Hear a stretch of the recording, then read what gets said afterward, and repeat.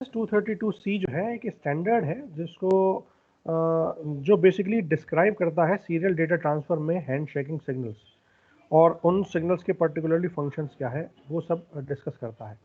ठीक है, तो RS-232 में कुछ लिमिटेशंस भी हैं। एक स्टैंडर्ड है तो ऑटोमेटिकली कुछ डिस्टेंस तक ये रिलायबली डेटा को ट्रांसमिट कर सकता है ना। और अगर मैं उससे ज़्यादा डिस्टेंस बढ़ाना चाहता हूँ तो ऑटोमेटिकली मुझे कुछ ना कुछ अपने अंदर अपने स्ट्रक्चर के अंदर कुछ ना कुछ चेंजेस लेकर के आने पड़ेंगे। ठीक है, तो RS-232 में जो स्टैंडर्ड है वो ये है कि 50 फीट तक लगभग हमारा 20,000 बॉड रेट अचीव होता है। उससे ऊपर अगर हम देखेंगे बॉड रेट को अचीव करना चाहेंगे तो 50 फीट से ज़्यादा हमारे लिए 20,000 बॉड रेट को अचीव करना पॉसिबल नहीं होगा। ठीक है, तो ये यहाँ पर मैंने मेंशन भी करा है कि if longer lines are used the transmission rate has to be drastically reduced. अगर मैं ट्रांसमिशन रेट बढ़ाना चाहता हूँ more than 20,000 baud rate, then automatically मैं क्या करूँगा, मैं उस डिस्टेंस को कम करना चाहूँगा।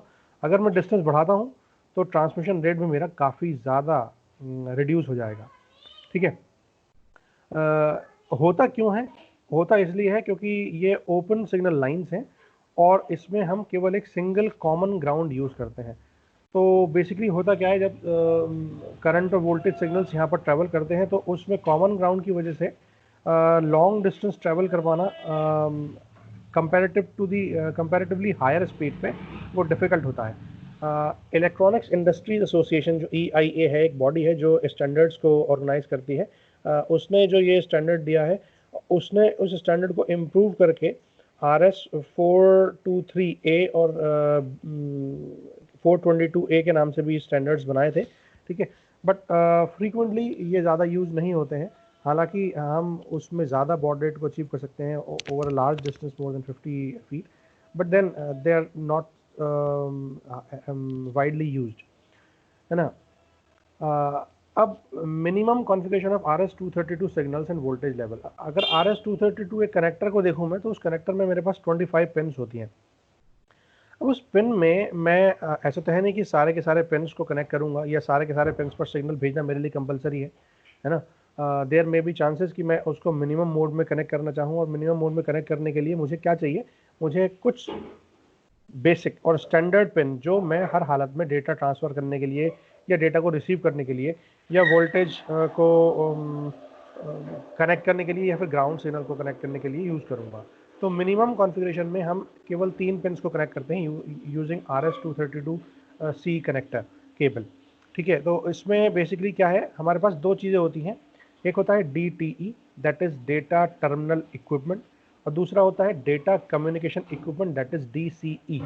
इन दोनों को कम्युनिकेट करने के लिए हम RS-232 से कनेक्ट करते हैं। अब RS-232 से कनेक्ट करने के लिए बेसिकली होता क्या है, मेरा कोई भी डेटा टर्मिनल इक्विपमेंट है या डेटा कम्युनिकेशन इक्विपमेंट है, DTE या DCE इन शॉर्ट, तो हम वहाँ पर क्या करते हैं, जो हमारा इलेक्ट्रॉनिक सर्किटरी है वो सारे TTL ट्रांजिस्टर लॉजिक फैमिली पर डिपेंड करती है। यहाँ पर ट्रांजिस्टर लॉजिक हम बनाते हैं, मतलब ट्रांजिस्टर्स के बेसिस पे हम एक लॉजिक +5 वोल्ट को लॉजिक 1 बोला, -5 वोल्ट को लॉजिक 0 बोला, या 0 वोल्ट को लॉजिक 0 बोला, एंड सो ऑन। हम एक स्टैंडर्ड डिफाइन करते हैं यूजिंग TTL, ट्रांजिस्टर लॉजिक। ठीक है, अब DTE और DCE दोनों के जो आउटपुट्स और इनपुट्स हैं करस्पॉन्डिंगली वो TTL फैमिली से एसोसिएटेड हैं, मतलब मैं TTL स्टैंडर्ड को वहाँ पर यूज़ करना चाहूँगा। अब प्रॉब्लम क्या आती है, RS-232 में TTL फैमिली को, TTL लॉजिक्स को यूज़ करने में थोड़ी दिक्कत आती है। तो ऐसे केस में हम करते क्या हैं, हम बेसिकली दो मोड्स में जाते हैं। मैं आपको एक जो क्या कहते हैं हमारी गांवकर बुक है, उस गांवकर बुक में जब ये स्टैंडर्ड लिखे हैं सीरियल कम्युनिकेशन के, तो वहाँ पर RS-232 का जिक्र है, तो उन्होंने पूरा एक डिटेल में एक पैरा दिया है कि हम बेसिकली TTL फैमिली के को यूज़ करके, TTL लॉजिक को यूज़ करके वोल्टेज और करंट लेवल्स को कैसे हम चेंज करते हैं। तो ये मैंने है, आप देख सकते हो यहाँ standards in serial input output, ये एक टॉपिक है 16 चैप्टर में। आप अपनी बुक जो आपके पास है वहाँ पर देख सकते हो। ठीक है, यहाँ पर जो लिखा है इन्होंने वो ये लिखा है कि अगर मैं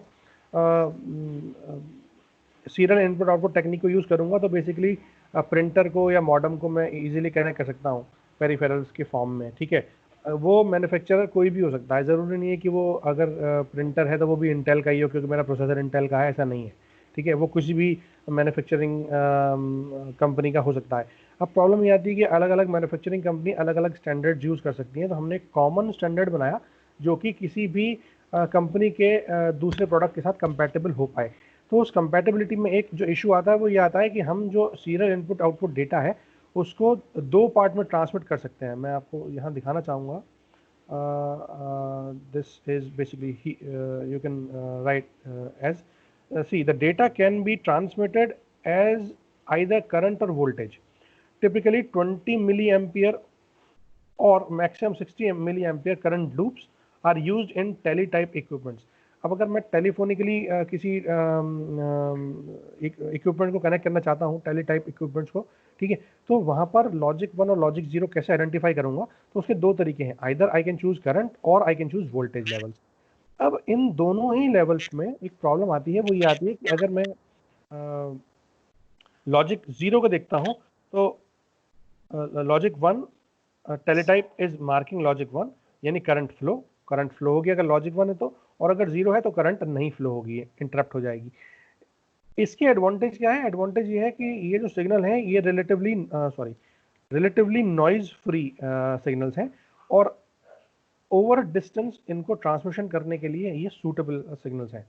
लेकिन अगर मैं बात करूँ कि डेटा को मैं in the form of current ना भेजने के बजाय in the form of voltage signals भेजूँ, यानी जो मैं बिट्स भेज रहा हूँ वो लॉजिक 1 और लॉजिक 0 है, वो वोल्टेज की फॉर्म में है, ठीक है। अभी मैं करंट की फॉर्म में भेज रहा था, तो करंट की फॉर्म में क्या है कि मैं लॉजिक 1 को बोलूँगा करंट जा रही है, लॉजिक 0 को बोल रहा हूँ कि करंट नहीं जा रही, ठीक है।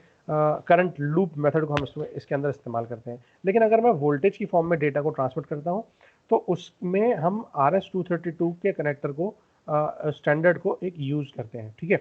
अब मैंने आपको बताया कि हमारे पास DTE डेटा टर्मिनल इक्विपमेंट और डेटा कम्युनिकेशन इक्विपमेंट यूज़ हमने करे हैं, इस फिगर में हमने दिखाया भी है, ठीक है। अब देखो ये जो वोल्टेज लेवल्स हैं इस RS-232 के, ये कंपैटिबल नहीं है TTL लॉजिक लेवल्स के, क्योंकि TTL लॉजिक लेवल के वोल्टेज लेवल्स कंपैरेटिवली डिफरेंट होते हैं और हमारे RS-232 के वोल्टेज लेवल्स कंपैरेटिवली डिफरेंट होते हैं। अब चूंकि मैं DTE और DCE को बना रहा हूँ TTL फैमिली पर डिपेंडेंट, कुछ कहना चाह रहे हो बच्चों?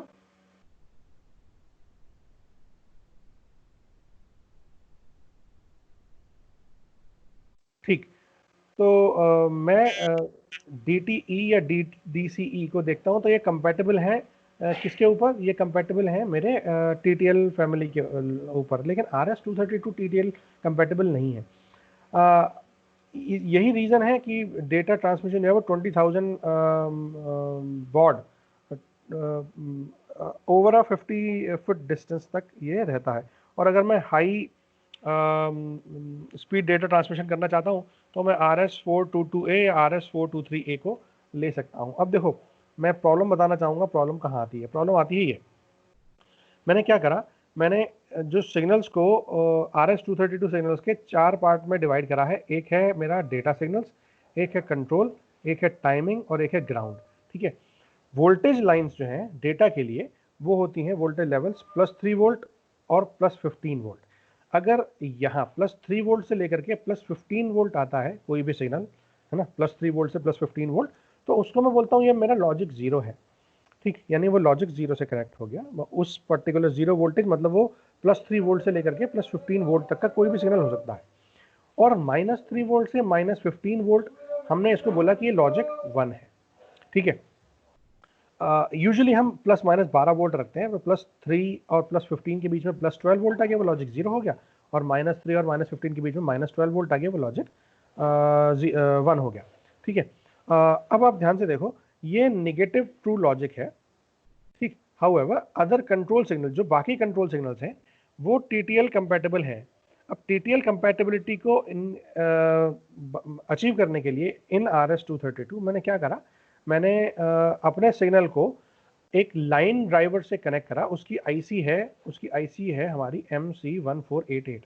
ये एक आईसी है, ये लाइन ड्राइवर की आईसी है, ये क्या करेगा, ये उस लॉजिक 1 को, ये जो -12 वोल्ट का सिग्नल था वो हम लॉजिक लॉजिक 1 है ना, मतलब -12 वोल्ट, ये है -12 वोल्ट है ना, -12 volt logic 1, sorry this -12 volt is logic 1।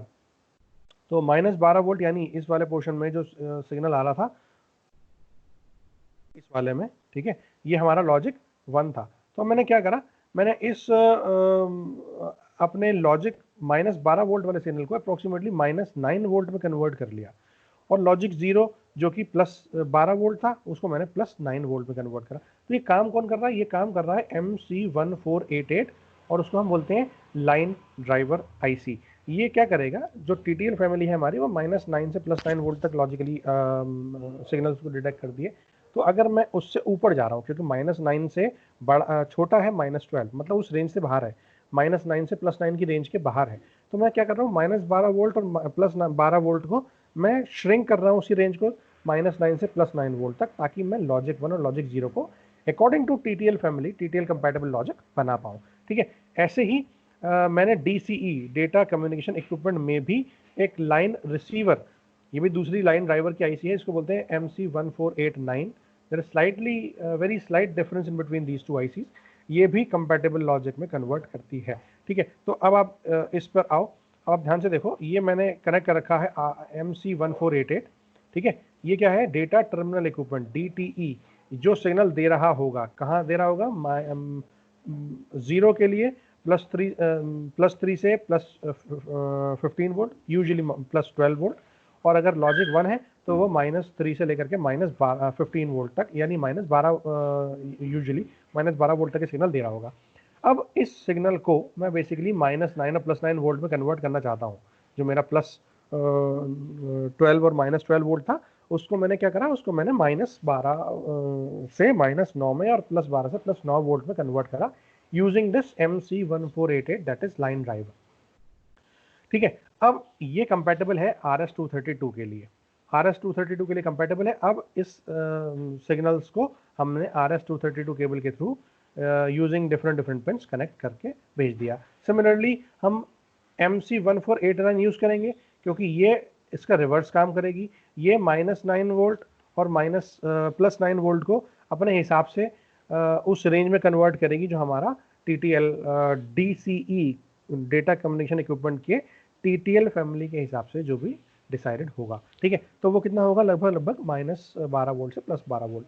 यही सेम उल्टा काम करेगा अगर वो रिसीविंग के लिए कर रहा होगा। देखो ये ट्रांसमिशन कर रहा है इस साइड डायरेक्शन में, इस डायरेक्शन में रिसीवर है ना, तो अगर रिसीवर है तो मुझे एक लाइन ड्राइवर यहाँ कनेक्ट करना पड़ रहा है, और एक दूसरा ड्राइवर MC1489 यहाँ कनेक्ट करना पड़ रहा है, क्योंकि अल्टीमेटली अगर इधर से रिसीव हो रहा है तो इधर से रिसीव हो रहा है -12 वोल्ट +12 वोल्ट, मुझे उसको -9 से +9 के तक लेकर के आना है, तो वो ये काम करेगा, और फिर मुझे दोबारा उसको -12 से +12 की रेंज में करना है, मतलब वो दोबारा ये वाला काम करेगा। ठीक है, तो ट्रांसमिट और रिसीव दोनों के केस में अलग अलग हो सकता है, क्योंकि डेटा टर्मिनल इक्विपमेंट या डेटा कम्युनिकेशन इक्विपमेंट जरूरी नहीं है कि वो केवल एक डायरेक्शन में ही ट्रांसमिट करें।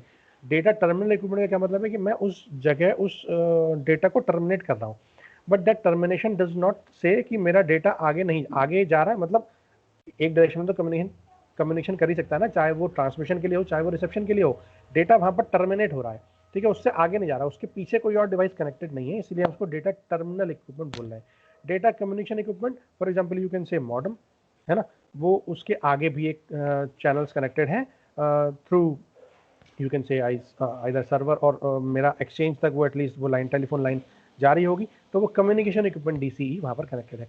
तो मैं 3 पिन्स का यूज़ करता हूँ, एक पिन नंबर 2, एक पिन नंबर 3 और एक पिन नंबर 7, जो कि रिस्पेक्टिवली 3 पिन्स मेरी डेटा ट्रांसमिशन के लिए हैं और 7 पिन मेरी ग्राउंड के लिए है। तो ये मेरा मिनिमम कॉन्फ़िगरेशन है। एटलीस्ट अगर मैं RS-232 यूज़ करना चाह रहा हूँ, तो उस RS-232 को कनेक्टर, एक स्टैंडर्ड कनेक्टर यूज़ करने के लिए मैं मिनिमम 2, 3 और 7 पिन का इस्तेमाल करूंगा। 2 और 3 मेरे डेटा ट्रांसमिशन रिसेप्शन के लिए हैं और 7 इज फॉर ग्राउंड।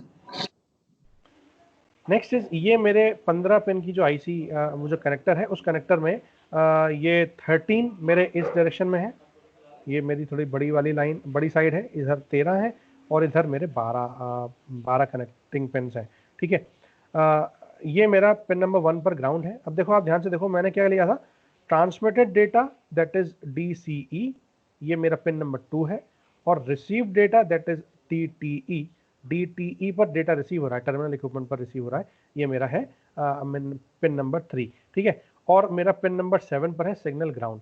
ये 3 मैंने यूज़ करे हैं, ठीक। मैंने अभी आपको एक जो PDF दिखाई थी गांवकर की, उस बुक में है चैप्टर 16 में 16.1.3, उसके अंदर आप स्टैंडर्ड में देखोगे तो वहाँ पर आप देखोगे इस RS-232 के हमने 4 सिग्नल्स डिफाइन करे हैं। पहला डेटा, दूसरा ग्राउंड, तीसरा कंट्रोल, और चौथा कौन सा था?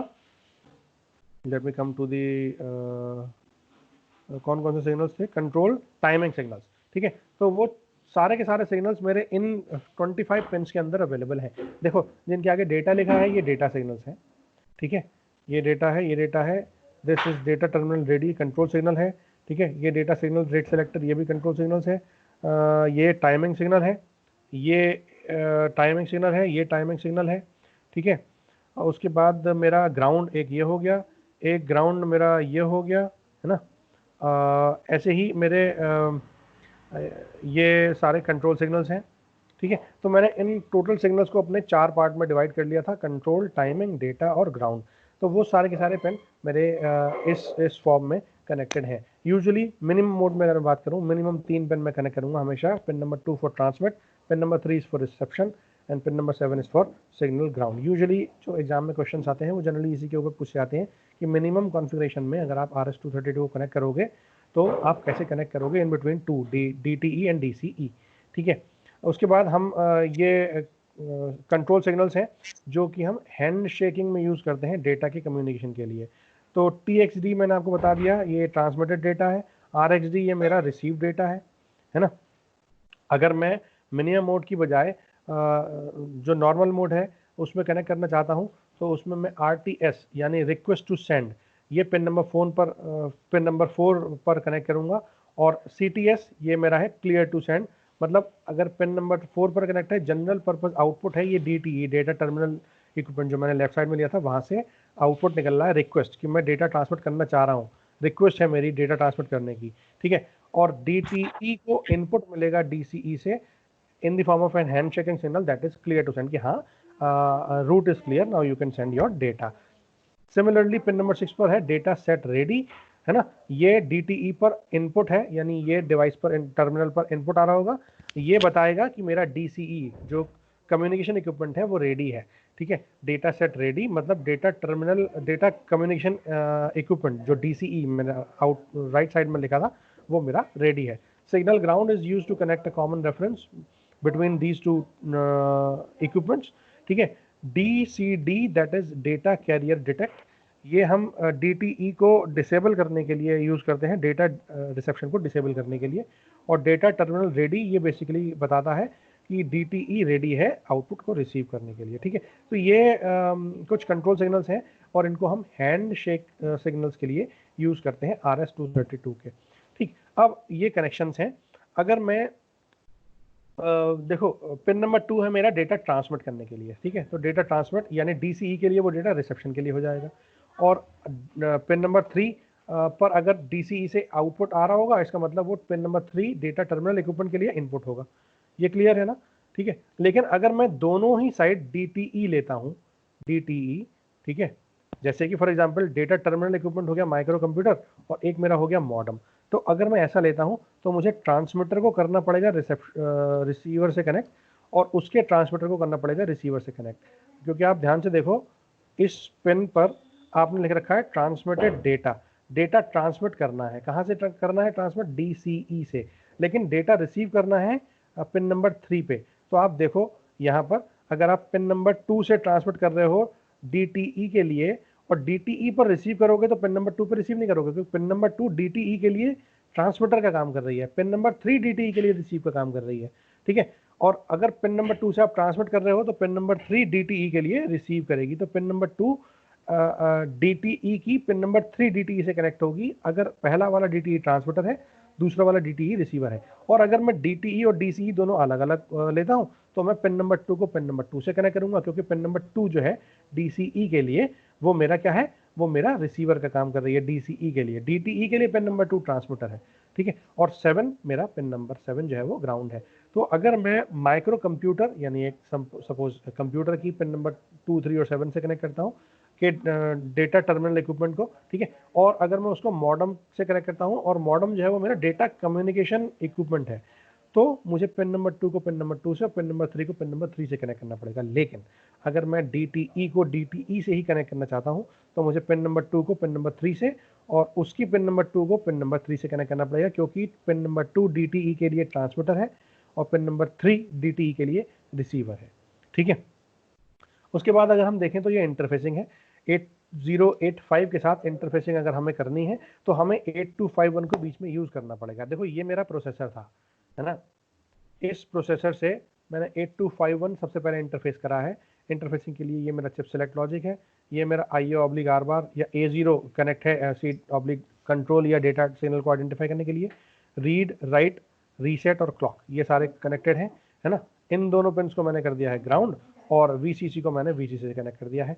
अब इस ट्रांसमिट डेटा पर और रिसीव डेटा पर, जो मेरा 8251 का ट्रांसमिट और रिसीव डेटा वाला पोर्ट था, इन दोनों पर मैंने लाइन ड्राइवर के थ्रू, लाइन रिसीवर और लाइन ड्राइवर के थ्रू क्या कनेक्ट करा है, RS-232C ये कनेक्टर है, इसको मिनिमम मोड में इंटरफेस करा है। मतलब मैंने पिन नंबर 3, पिन नंबर 2 और पिन नंबर 7 ही कनेक्ट करी है।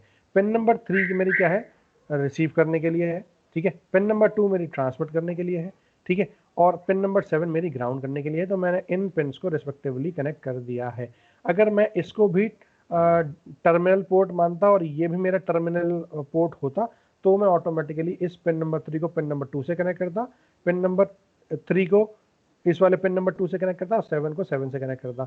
और ये जो लाइन ड्राइवर हैं ये क्यों यूज़ करें हमने, ये हम TTL कंपैटिबल सर्किटरी को अचीव करने के लिए, क्योंकि बेसिकली है क्या, आगे जो भी चीज़ कनेक्ट होगी वो RS-232 है, वो -9 से +9 वोल्ट के बीच में काम करेगा, और जो मेरा TTL है वो -12 से +12 के बीच में काम कर रहा है। ठीक है, तो हम सीधे सीधे इसको यूज़ करके इसकी इंटरफेसिंग कर सकते हैं। अगर मैं 8251 के थ्रू इंटरफेसिंग 8 RS-232 की इंटरफेसिंग करना चाहता हूँ तो मुझे 8251 यानी UART इंक्लूड करना ही पड़ेगा, है ना, क्योंकि मेरे पास ट्रांसमिट और रिसीव करने के लिए डेटा टर्मिनल पॉइंट्स का होना ज़रूरी है ना, आवश्यक है। तो ये टर्मिनल पॉइंट कहाँ पे मुझे मिलेंगे, ये मिलेंगे मुझे कहाँ पे, ये मिलेंगे 8251 के पास, क्योंकि 8251 universal synchronous asynchronous receiver transmitter जो IC है उसके पास डेडिकेटेड ट्रांसमीटर और रिसीवर वाले पोर्ट हैं सीरियल डेटा कम्युनिकेशन के लिए। और RS-232 जो केबल है, जो स्टैंडर्ड है, वो किस पे काम कर रहा है,